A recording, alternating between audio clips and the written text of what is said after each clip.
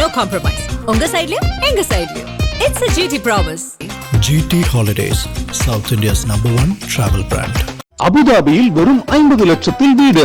நானோ prime properties Abu Dhabi. திரு செங்கோட்டையன் போனது அங்க ஒரு இழப்பா? நிச்சயமாக இழப்பு. அதாவது அந்த கொங்கு மண்டலம் அதிமுகவின் வலுவான பகுதி. நிச்சயமா எம்ஜிஆர் காலத்துல ஒரு பரிச்சயமான முகம் முத்துசாமி செங்கோட்டையன். அதிமுகவுல கொங்கு மண்டலத்துல முத்துசாமி 15 ஆண்டுகளுக்கு முன்னாடியே திமுகவுக்கு போயிட்டாரு. அதன் பிறகு செங்கோட்டையன். இன்றைக்கு அவர் ஒரு கட்சியிலிருந்து நீக்கப்பட்டு விஜய் கட்சிக்கு ரசிகர்கள் இருக்கிறாங்க. ஆனால் அது அரசியல் மயமாக்கப்படலை. விஜயோட தாக்கம் கொங்கு மண்டலத்திலையும் அதிமுகவை சரிவை நோக்கி தள்ளும் அப்படிங்கிற எண்ணம் சரியா தவறா? செங்கோட்டையன் அதற்கு முயற்சி செய்கிறார். அதற்கு உண்டான தடுப்பு நடவடிக்கையை திரு எடப்பாடி பழனிசாமி எடுக்கணும். அதற்கு முயற்சிகளை செங்கோட்டையன் எடுத்துக்கொண்டு வருகிறார். அது இப்போ 18ஆம் தேதி தான் அந்த மீட்டிங் அங்கே வச்சிருக்காங்க. ஈரோடு பெருந்துறைக்கு பக்கத்தில் வந்து வச்சிருக்கிறாங்க. அப்போ அது எந்த அளவுக்கு பலன் அளிக்கும் என்பதை, எந்த அளவுக்கு அதை தடுத்து கட்சிக்கு பலத்தை எடப்பாடி பழனிசாமி உருவாக்குகிறார் என்பதை பொறுத்து. ஆனா திரு விஜயோடைய வருகை அதிமுகவை அதிகம் பாதிக்குமா, திமுக அதிகம் பாதிக்கும்? ஒருவேளை திரு எடப்பாடி பழனிசாமி விஜய் தன் கூட்டணிக்கு வரலாம். அப்படி வருகிற பொழுது இந்த ஒருங்கிணைப்பெல்லாம் எதுவும் தேவையில்லை என்று கூட நினைக்கலாம். எம்ஜிஆரோடு பயணித்தவர்கள், எம்ஜிஆரை நேசிக்கிறவர்கள் விஜயை சுற்றி நிற்கிற பொழுது நிச்சயமாக எம்ஜிஆர் இல்லாத அதிமுகவாக அதை சித்தரிக்கிற முயற்சியில் விஜய் இறங்குவார். அது ஒரு இயற்கை தானே. தாவைக்கிறது உங்களுக்கு அழைப்பு வந்துச்சா? நிச்சயமா இல்ல. 50க்கும் மேற்பட்ட உலக நாடுகளில் 100 கோடிக்கும் அதிகமான ஆகாயம் தமிழ் பார்வையாளர்களுக்கு பேரன்பும் திருநன்றி. வணக்கம் ஆகாயம் நண்பர்களே. அதிமுகவில் யார் இணைகிறார்கள்? கட்சி பலப்படுமா? இதை பற்றி பேசுவதற்காக முன்னாள் எம்பி திரு கே சி பழனிசாமி நம்முடன் இணைகிறார். வணக்கம் திரு கே சி. வணக்கம் மஜிதன். அதிமுக சேர போறீங்களா? அது திரு எடப்பாடி பழனிசாமி தானே முடிவு பண்ணணும். உங்களுக்கு கூட்ட பொறுத்த வரைக்கும் எந்த காலமாக இருந்தாலும் நான் என்றைக்கும் அதிமுக. இன்னைக்கு இன்று வரை நான் நீக்கப்பட்டு வர்ற மார்ச் மாதம் வந்தா 9வது ஆண்டு, 8 முடிந்து 9வது ஆண்டு. பல்வேறு கட்சிகளிலிருந்து பல பதவிகளுக்கு, பல உயர்நிலை பொறுப்புகளுக்கு ஆளுங்கட்சி உள்பட வாய்ப்புகள் இருந்தும் என் கட்சி அதிமுக என்பதில் இன்று வரை நான் உறுதியாக இருந்திருக்கிறேன். கூப்பிட்டாங்களா அவங்கள? பேசினாங்க. ஆனால் எடப்பாடி பழனிசாமி தன்னுடைய முடிவை இன்னும் எதுவும் எனக்கு தகவல் வரல. பேசிட்டு இருக்கீங்க? நான் யார்கிட்டையும் பேசுறேன். என்கிட்ட சில பேர் என்னுடைய விருப்பத்தை கேட்டாங்க, நான் சரின்னு சொன்னேன்.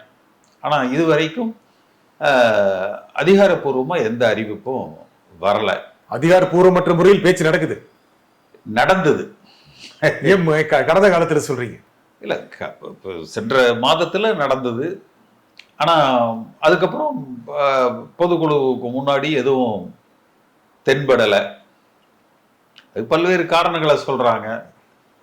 ஆனா இதுவரைக்கும் எதுவும் ஒரு பாசிட்டிவா வரல. ஏன் நெகட்டிவா ஃபீல் பண்றீங்க? இல்லை, நான் எனக்கு இதுல நெகட்டிவ் பாசிட்டிவ்னெல்லாம் ஒன்றும் கிடையாதுங்க. அதாவது அரசியல்ல ஒரு தேர்தலில் சீட்டு கொடுக்கலைன்னா வேற கட்சிக்கு போயிடுவாங்க. கட்சியை விட்டு நீக்கப்பட்டா 90 நாட்களுக்குள்ள அந்த செய்தி ஊடகங்கள்ல மறைவதற்குள் வேற கட்சியில் இணைஞ்சிருவாங்க. இப்படித்தான் பல பேருடைய இதை பார்த்துருக்கிறோம். ஆனால் இன்றைக்கு வரைக்கும் நான் மாற்று சிந்தனையில இல்லாமல் என்றைக்கும் அதிமுக இது என் கட்சி, நிச்சயம் எம்ஜிஆர் என்னை கைவிட மாட்டார் என்கிற நம்பிக்கை எனக்கு இருக்கு. இப்போ எடப்பாடி கட்சி தானே அப்படின்னு அவர் நினைக்கிறார். கட்சியில் அவர் தானே சூப்பர் பாஸ் அப்படின்னு அவர் நினைக்கிறார். கட்சியில் அவர் தானே மூத்த தலைவர் அண்ட் கட்சியுடைய பாஸ். எப்பவுமே அதாவது கொடிப்பிடிக்கிற தொண்டன் முடிவெடுப்பான். தொண்டர்களால் துவக்கப்பட்ட கட்சி இது. எம்ஜிஆர் ஆரம்பிக்கல, தொண்டர்களால் துவக்கப்பட்ட கட்சி. அப்ப தொண்டர்களால் தொண்டர்களுக்காக உருவாக்கப்பட்ட கட்சி. அதனால இதை யாரும் பெரிய அளவுல சொந்தம் கொண்டாடி விட முடியாது. ஏன் நீங்க சேரதுல என்ன பிரச்சனை? அதாவது ஒரு பெரிய பொறுப்பு கேட்டீங்களா? நான் அந்த மாதிரிலாம் யார்கிட்டையும் எதுவும் கேட்கல. அது அவரவர்கள் விருப்பம். யார் நீக்கினார்களோ, அதாவது எல்லோருக்கும் அவரது செயல்களுக்கு ஒரு நாள் வருந்துவார்கள், அதற்கு உண்டான தண்டனையை பெறுவார்கள். என்னை நீக்க வேண்டும் என்று முன்மொழிந்து அதில் உறுதியாக செயல்படுத்தியது திரு ஓ பன்னீர்செல்வம். நான் நீக்கப்பட்ட அன்று கொடுத்த பத்திரிகையாளர் சந்திப்பில் சொன்னேன், இன்றைக்கு என்னை நீக்கிவிட்டார், அவருக்கு தேதி இடாமல் அவருடைய நீக்க கடிதம் தயாராக இருக்கிறது. நடந்ததா இல்லையா?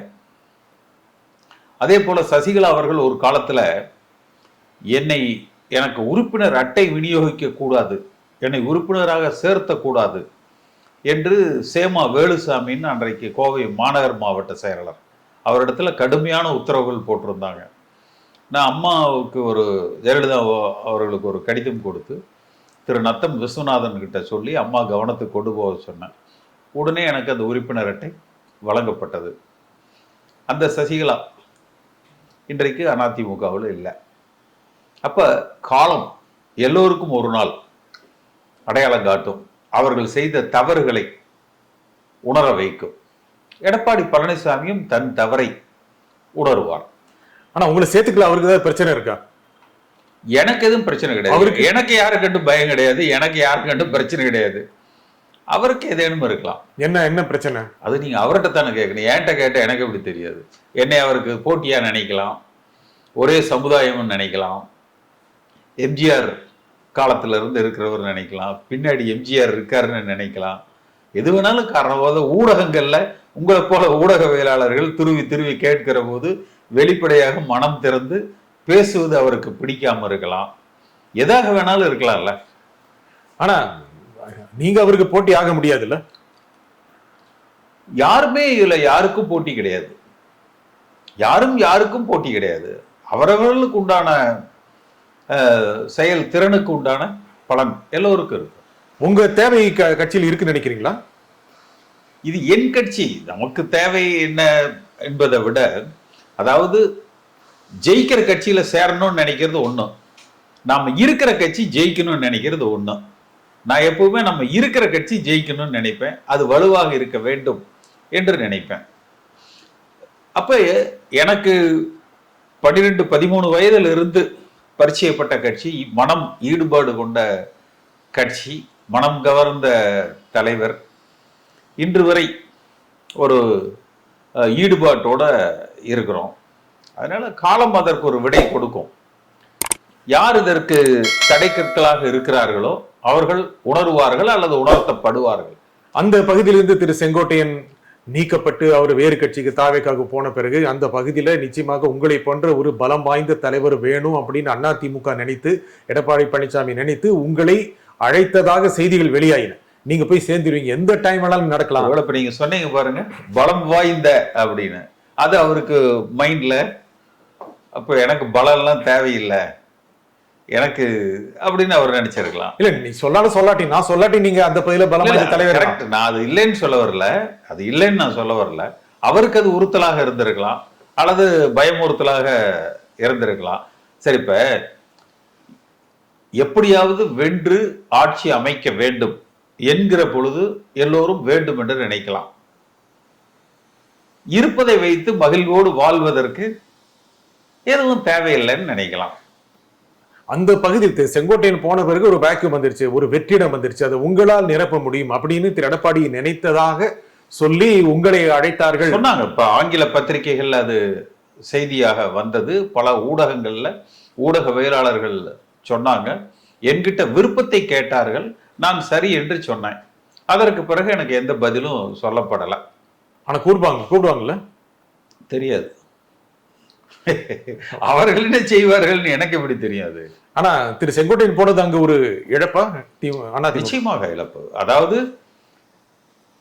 அந்த கொங்கு மண்டலம் அதிமுகவின் வலுவான பகுதி. நிச்சயமா எம்ஜிஆர் காலத்துல ஒரு பரிச்சயமான முகம் முத்துசாமி செங்கோட்டையன். அதிமுகவுல கொங்கு மண்டலத்துல முத்துசாமி 15 ஆண்டுகளுக்கு முன்னாடியே திமுகவுக்கு போயிட்டாரு. அதன் பிறகு செங்கோட்டையன். இன்றைக்கு அவர் ஒரு கட்சியிலிருந்து நீக்கப்பட்டு விஜய் கட்சிக்கு ரசிகர்கள் இருக்கிறாங்க, ஆனால் அது அரசியல் மாயமாக்கப்படலை.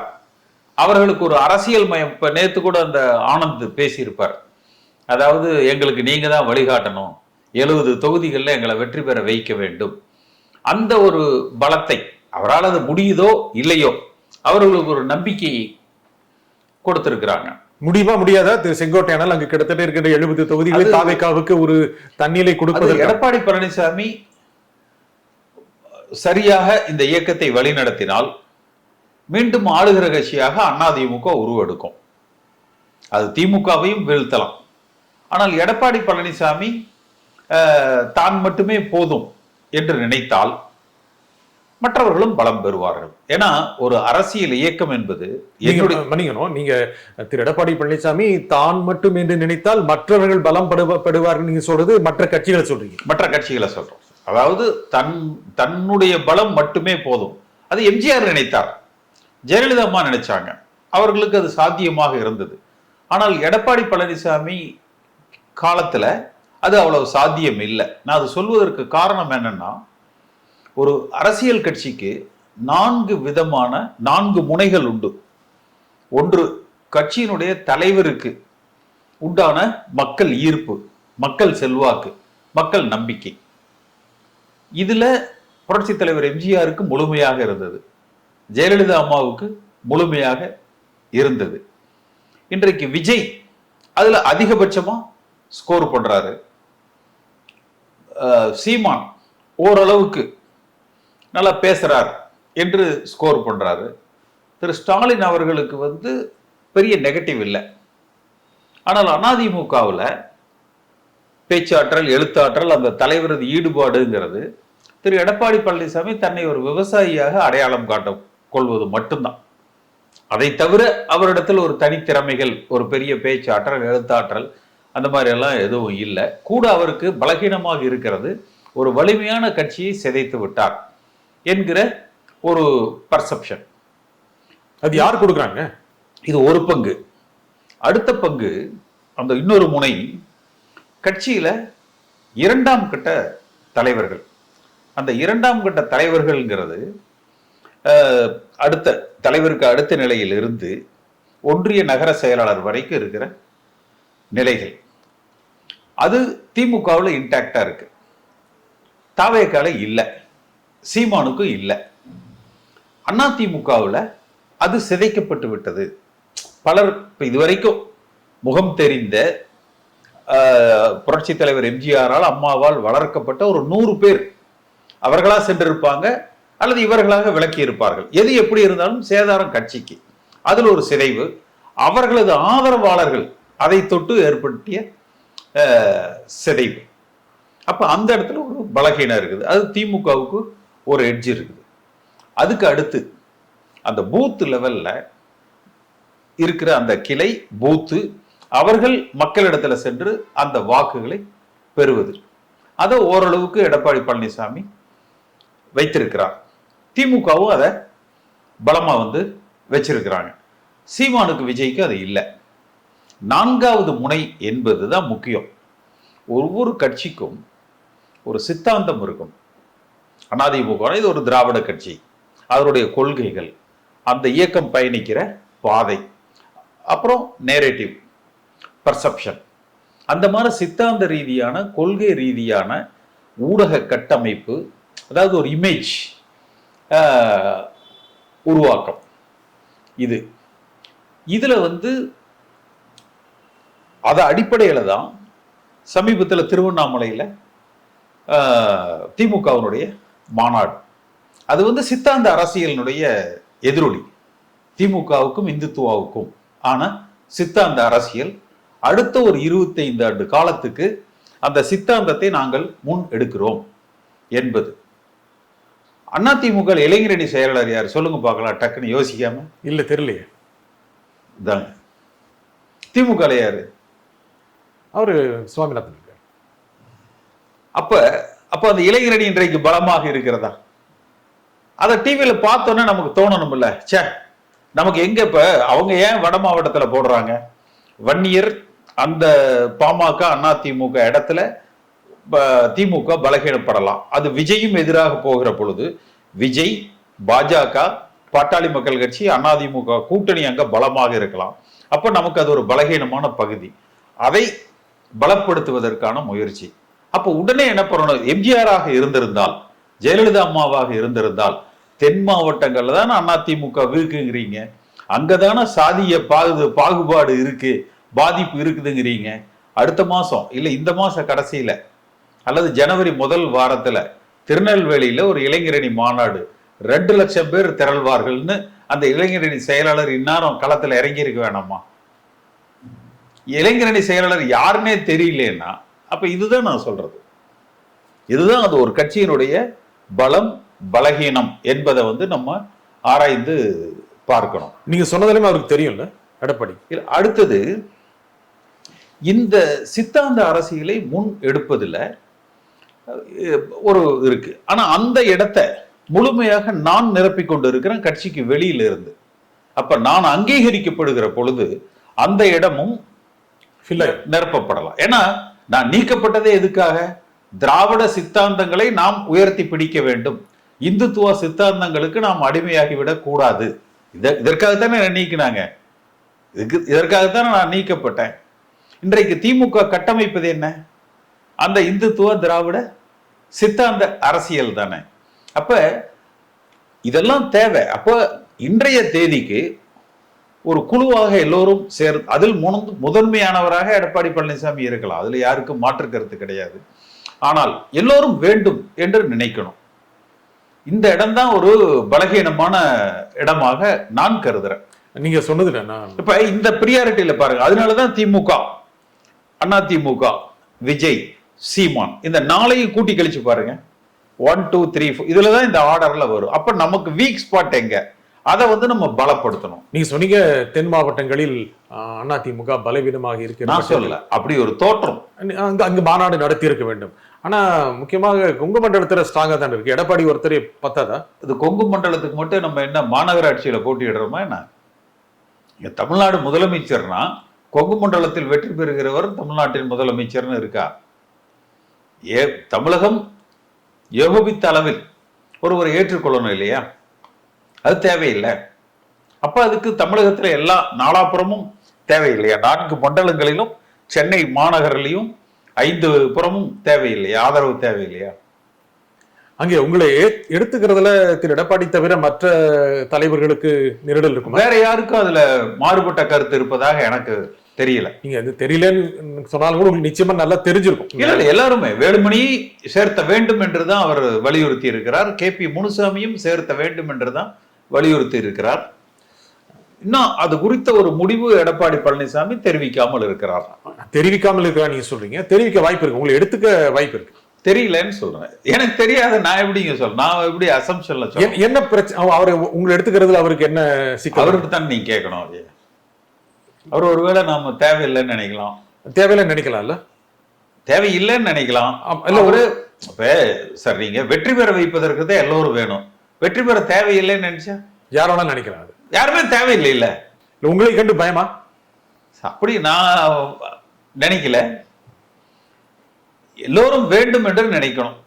நீங்க ஒரு பல கை தட்டினால்தான் ஓசை. ஒரு தனி மனிதனால், அது எம்ஜிஆராக இருக்கிற பொழுதும் கூட அதற்கு முயற்சி எடுக்கல. நீங்க எல்லோரும் வேணும்னு நினைச்சாரு. அந்த பகுதியில் மிக மூத்த தலைவர் நீங்க. அந்த புரட்சி தலைவர் எம்ஜிஆர் காலத்திலிருந்து அந்த பகுதியில் நீங்க மக்கள் பிரதிநிதியா இருக்கு. ஒருவேளை அதுதான் அவருக்கு மனசுல உறுத்தலா இருக்க என்னவோ தெரியல. நீங்க உள்ள கட்சிக்குள்ள போனாலும் கூட உங்களுடைய இத்தனை ஆண்டுகால அனுபவம், உங்களுடைய மக்கள் பிரதிநிதியா நீங்க ஆற்றிய சேவை, இதெல்லாம் பெருசா தெரியும் போது நீங்க தலைவரை விட பெருசால தெரிவிங்க. சரி, அதுக்காக நான் வேணா இப்ப எங்கேயாவது அதுக்கு நான் என்ன செய்ய முடியும்னு கேட்கிறேன். அதுக்காக நான் எம்ஜிஆர் கூட இல்லைங்க, நான் இப்ப MLA-வே இல்லைங்க என்று சொல்ல முடியுமா? இல்லை நான் பயணித்த தலைவரை, நேசித்த தலைவரை அந்த போட்டோ எல்லாம் பின்னாடி வைக்காதீங்க, அதெல்லாம் எடுத்துருங்க என்று சொல்ல முடியுமா? என்ன பண்ண முடியும்னு கேட்கிறேன். விஜயோட தாக்கம் கொங்கு மண்டலத்திலையும் அதிமுகவை சரிவை நோக்கி தள்ளும் அப்படிங்கிற எண்ணம் சரியா தவறா? இல்ல, செங்கோட்டையன் அதற்கு முயற்சி செய்கிறார். அதற்கு உண்டான தடுப்பு நடவடிக்கையை திரு எடப்பாடி பழனிசாமி எடுக்கணும். நீங்க அதை நோக்கி செங்கோட்டையன் முயற்சிக்கிறார். நீங்க ரொம்ப டிப்ளமேட்டிக்கா சொல்றீங்க உங்களுடைய நீண்ட அனுபவத்துல. நான் ரொம்ப நேரடியா சொல்றேன். அதற்கு முயற்சிகளை செங்கோட்டையன் எடுத்துக்கொண்டு வருகிறார். அது இப்போ 18ஆம் தேதி தான் அந்த மீட்டிங் அங்கே வச்சிருக்காங்க, ஈரோடு பெருந்துறைக்கு பக்கத்தில் வந்து வச்சிருக்கிறாங்க. அப்போ அது எந்த அளவுக்கு பலன் அளிக்கும் என்பதை, எந்த அளவுக்கு அதை தடுத்து கட்சிக்கு பலத்தை எடப்பாடி பழனிசாமி உருவாக்குகிறார் என்பதை பொறுத்து தான். நீங்க திரு எடப்பாடி பழனிசாமி என்ன முயற்சி எடுக்கிறாரோ அதை பொறுத்துதான் கொங்கு மண்டலத்தில் அந்த இடங்கள் யாருக்கு போகும் என்பது முடிவாகும்னு நேரடியாக சொல்றீங்க. ஒரு சரிவை உண்டாக்குவதற்கு செங்கோட்டையன் முயற்சி செய்கிறார். அந்த சரிவை தடுப்பதற்கு எடப்பாடி பழனிசாமி நடவடிக்கை எடுத்து அதில் அவர் வெற்றி பெற்றால் சரிவு ஏற்படாது. அதில் அவர் வெற்றி பெறாவிட்டால் சரிவு, அந்த முயற்சியை எடுக்காவிட்டாலும் சரிவு. இன்றைய தேதிக்கு வரை ஒரு பெரிய முயற்சிகளை எடப்பாடி பழனிசாமி தரப்புல எடுத்ததாக நான் பார்க்கல. அதிமுக பாஜக ரெண்டுமே அந்த மண்டலத்துல பலமா தான் இருக்காங்க. 2 பேர் அணி சேர்த்தது பத்தாதா? இல்ல, எதையுமே you can't take it as granted. நிரூபிக்கப்படுகிற வரை அது இந்த தேர்தல் முடிவு வெற்றிக்கு பிறகு சொல்லலாம். பாருங்க, இந்த மண்டலத்துல பெரிய வெற்றியை பெற்றிருக்கிறோம். ஆனா திரு விஜயுடைய வருகை அதிமுக அதிகம் பாதிக்குமா, திமுக அதிகம் பாதிக்குமா? அதாவது 10% உள்ள இருக்கிற வரைக்கும் திமுகவை பாதிக்கும். நிறைய அதிமுக முகங்கள் விஜயை சுத்தி நின்றால் அது அதிமுகவை பாதிக்கும். அதாவது நீங்க இதை விளக்கணும். நிறைய அதிமுக முகங்கள் அப்படின்னா திரு செங்கோட்டையன் போனாரு. அதாவது திமுகவில இருந்து அதிமுக பிரிஞ்சு வந்த பொழுது கலைஞர் அவர்கள் சட்டமன்றத்தில் பேசுறது, கருணாநிதி இல்லாத திமுக அமைச்சரவையை நீங்கள் நடத்துகிறீர்கள். சட்டமன்ற நீங்க ஒரு மூத்த பத்திரிகையாளர், உங்களுக்கு தெரிஞ்சிருக்கும். கருணாநிதி இல்லாத திமுக அமைச்சரவையை நீங்கள் நடத்துகிறீர்கள். அதற்கு எம்ஜிஆர் சொன்னது, நான் அண்ணாவின் கட்சி இன்றைக்கு அண்ணா உருவாக்கிய திமுக இன்றைக்கு என்னிடத்தில் அது அதிமுகவாக இருக்கிறது என்றுதான் அவர் சொன்னார். அப்ப நிறைய அதிமுக காரங்க புறக்கணிக்கப்படுகிறவர்கள், நீக்கப்பட்டவர்கள், ஒதுக்கப்பட்டவர்கள், இவர்கள் ஒரு மனமாச்சரியங்கள், வருத்தத்தில் இருப்பவர்கள், ஒரு தங்கள் புறக்கணிப்புக்கு அவர்கள் ஒரு மாற்று முயற்சியில இறங்குகிற பொழுது அது ஒரு பாதிப்பை உண்டாகும். திமுக அந்த பிரச்சனை இன்றைய தேதிக்கு பெரிய அளவுல இல்ல. திமுக காங்கிரஸ் கூட்டணி பலமா இருக்கு, பிரிய மாட்டாங்க அப்படின்னு நேரடியா சொல்லிட்டாங்க. அந்த பாதிப்புகள் பெரிய அளவுல அவர்களுக்கு இல்ல, ஓட்டர் லெவல்ல தான் இருக்கும். அதுல அந்த இளைஞர்கள் பலம்தான். அதை இப்ப இளைஞரணி மாநாட்டை நடத்தி அப்படி இல்லைன்னு காமிச்சிட்டாங்க. அப்ப திரு எடப்பாடி பழனிசாமி இன்னும் இருக்கிற இந்த 4 மாத காலத்தில் எந்த அளவுக்கு இந்த இயக்கத்தை வலுப்படுத்துகிறார்? தென் மாவட்டங்களை கட்டமைக்கணும், மேற்கு மண்டலங்கள் சரிவு ஏற்படாமல் பாதுகாக்கணும், டெல்டா மண்டலங்கள் பாதுகாக்கப்படணும். இன்னும் சொல்ல போனா 2021 சென்னை, செங்கல்பட்டு, காஞ்சிபுரம், திருவள்ளூர் ஒரு தொகுதியில் கூட பெரிய அளவில் அதிமுக சோபிக்கல. நம்ம அந்த 234ங்கிற அந்த தொகுதி ஆர்டர் படி 1ல இருந்து 34 வரைக்கும் ஒண்ணுமே இல்லை. 35க்கு அப்புறம் தான் அதிமுக வெற்றியே.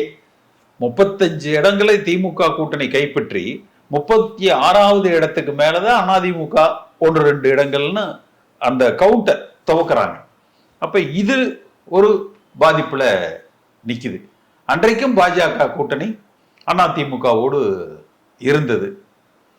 ஒருவேளை திரு எடப்பாடி பழனிசாமி விஜய் தன் கூட்டணிக்கு வரலாம், அப்படி வருகிற பொழுது இந்த ஒருங்கிணைப்பெல்லாம் எதுவும் தேவையில்லை என்று கூட நினைக்கலாம். இன்னுமா நினைக்கலாம்ல, இன்னும் வாய்ப்பு இருக்கா? இன்னும் அவர் நம்புறாரு. ஏன்னா சிபிஐ கண்டு இவர் பயப்பட மாட்டார், ஆனா விஜய் பயந்துருவார். இடியை கண்டு இவர் பயப்பட மாட்டார், விஜய் பயப்படுவார். இன்கம் டாக்ஸை கண்டு இவர் பயப்பட மாட்டார், விஜய் பயப்படுவார் என்று அவர் நினைக்கலாம். பாஜக எடுத்துட்டு ஒருவேளை இவர் பயந்து பாஜக கூட கூட்டணிக்கு போற மாதிரி அவரு வந்துருவார் என்றும் நினைக்கலாம். எப்படி வேணாலும் இருக்கலாம். வாய்ப்பு இருக்குன்னு நினைக்கிறீங்களா? இன்னும் என்ன பொறுத்த வரைக்கும் இதுவரை விஜய் பேசியதுல இருக்கிற மாதிரி வெளிப்படையாக தெரியல. உள்ளுக்குள்ள அரசியல்ல கடைசி நிமிடத்தில் எப்படி நடக்கும், என்ன நடக்கும்னு நம்ம யூகிக்க முடியாது.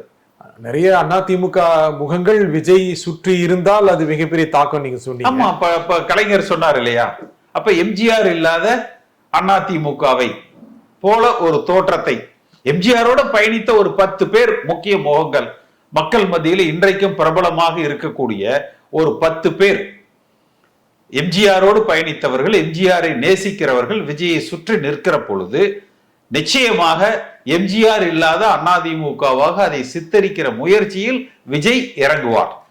அது அது ஒரு இயற்கை தானே. தாவேக்கிறது உங்களுக்கு அழைப்பு வந்துச்சா? நிச்சயமா இல்ல.